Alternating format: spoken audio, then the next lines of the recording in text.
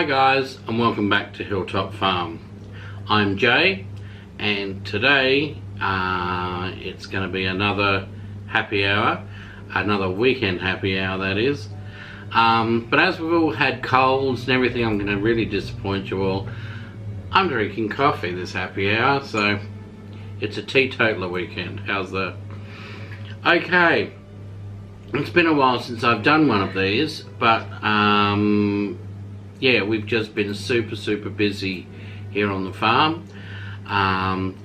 The kennel side of things has been very busy. We've had puppies, we've been dealing with people interstate buying puppies, people locally buying puppies, and we've been positioned ourselves where we've had to negotiate to buy a puppy to bring in some fresh blood from outside the kennel, and that is really difficult when because you're trying to, I mean, obviously you go out of state because you don't want the genes that are local. You've got to try and get something from out of state, and because you're so often dealing with people you don't know, you're dealing with an animal you haven't seen. So there's lots of photos and vets reports and videos and talks and you know, it's been actually a tough journey. We've actually been doing this for well, definitely since the beginning of the year. I think even before that it started, and we've been trying to get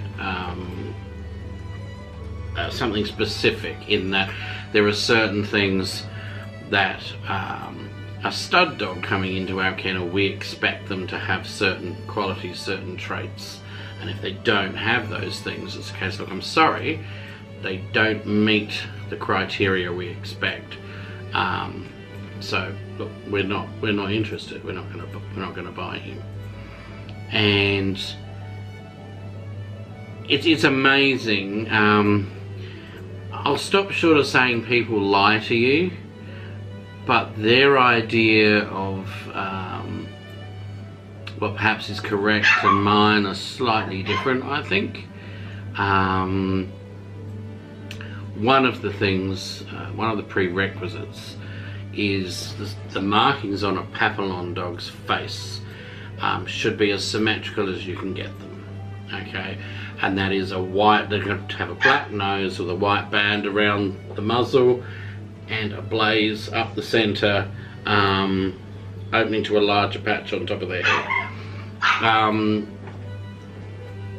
And you specifically say, look, in a stud dog, that's what you're expecting. You expect them to have this this look, you know, this symmetry in their face. And breeders will tell you point blank, yes, they've got that, and they're this, they're that, and they're wonderful. And you're all anxious, and you sit and you wait for a few weeks until they get older, and then you eventually get to the point where you're sending photos. They send you a photo, and you look at it, and you know, and I look at Helen, and it's a case of, is it me, or is this dog look nothing like what they describe? Now this has happened to us 4 times with 4 different breeders in, I think, 4 different states actually, but just ridiculous. Anyway, we finally stumbled on one in Victoria, just outside Melbourne, and he arrived yesterday. And he's just beautiful. He's perfect. Robbie, get down. How you doing? Now, when he calms down, this is little Leo. And he is filthy because I just asked someone to pass him to me, and he's been outside playing with our puppies. So, this little monster here is Leo, and he will be one of the stud dogs here. at our kennels, and he looks lovely when he's clean, believe me.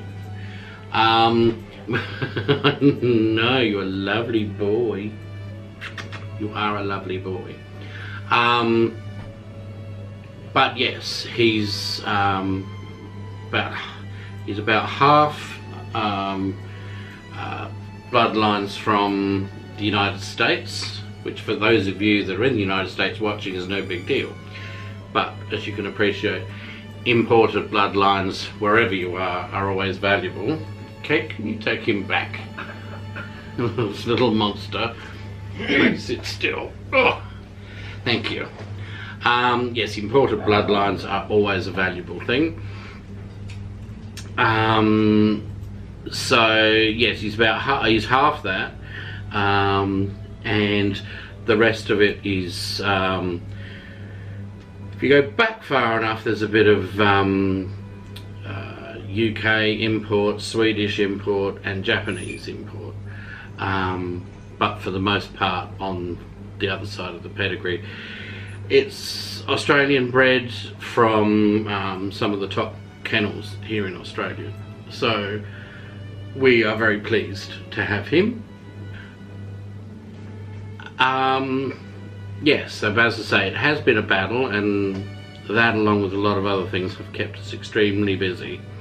The ducks, if you want to watch the episode of the Across the Duck Pond, I'll tell you all about that in there. The ducks have been very productive. And there's, beyond that, there's not a lot happening. We're still, would you believe, frantically trying to get the garden beds sorted out. We've pretty much written off having any real winter crops this year, in spite of putting some of the seeds down. Most of them haven't actually made it to a garden bed because the garden beds just aren't ready. We've got our potatoes in.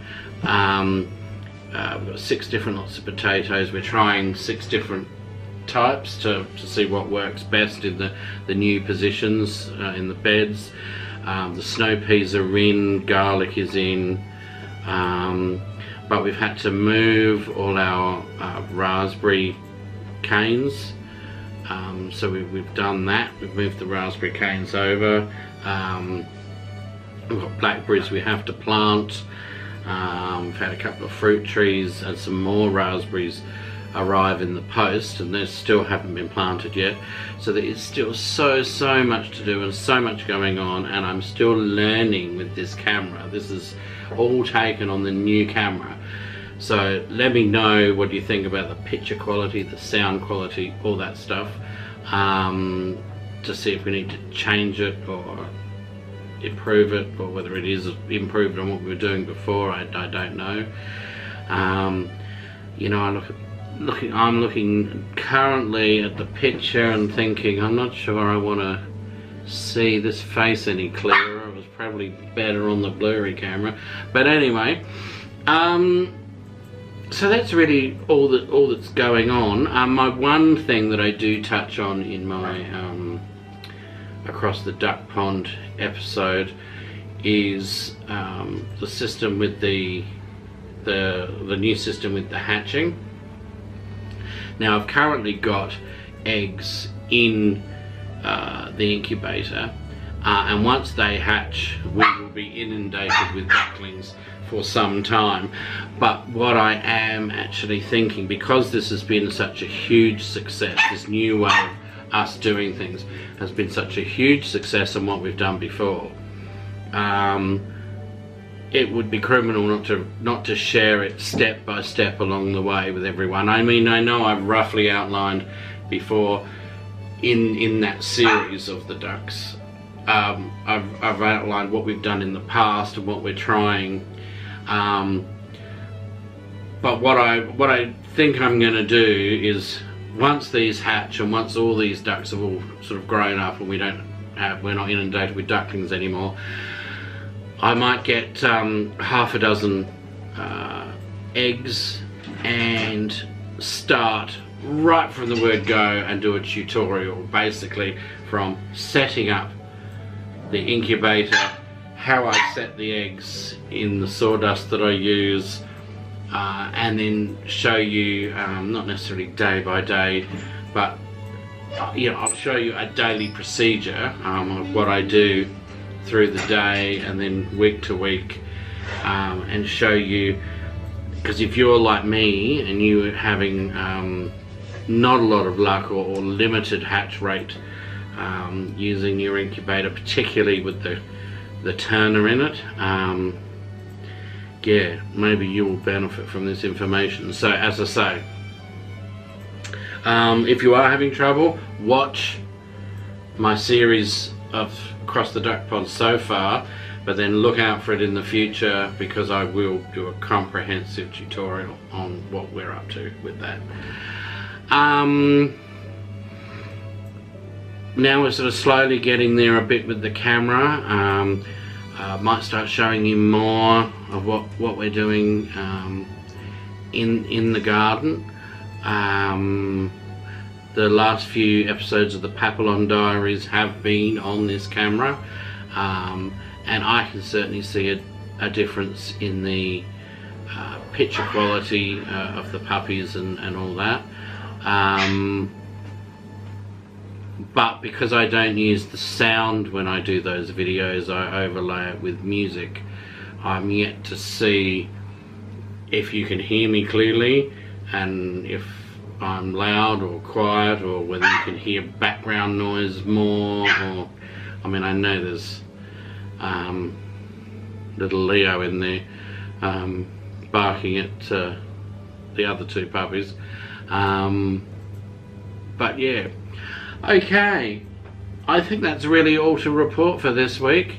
So I hope you've all had a good week, and most of my American viewers are over there enjoying the sun and the warmth, while we are all getting colds and flus and freezing and having to pick our days for working in the garden. Although tomorrow is supposed to be a lovely sunny warm day, first hint that spring may be just around the corner perhaps. So we're going to be out there from, I think my daughter said, sun up till sundown, but having said that, she's coming down with yet another cold, so she might not feel like that in the morning. Anyway, so if you've enjoyed this video, hit the like button, hit the subscribe button so you don't miss out on any more of our videos. And until next time, it's goodbye from Hilltop Farm. See ya!